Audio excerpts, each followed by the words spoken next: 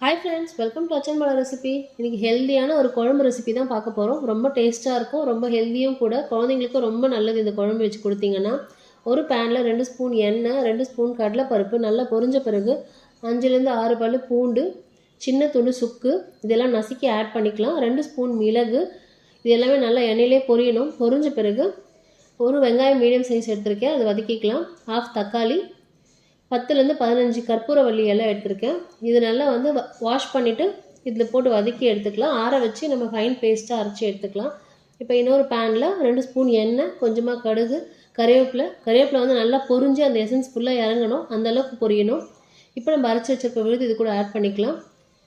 1 spoon குழம்பு மிளகாய்த்தூள், காரத்துக்காக நம்ம மிளகு மட்டும் தான் சேர்த்துருக்கோம், அதனால் மிளகாய்த்தூள், தேவையான உப்பு, 2 கரண்டி புளி தண்ணி ஆட் பண்ணியிருக்கேன். தேவையான தண்ணி ஆட் பண்ணி கொதிக்க வச்சு எடுத்திங்கன்னா சூப்பரான குழம்பு ரெடி. ட்ரை பண்ணி பாருங்கள்.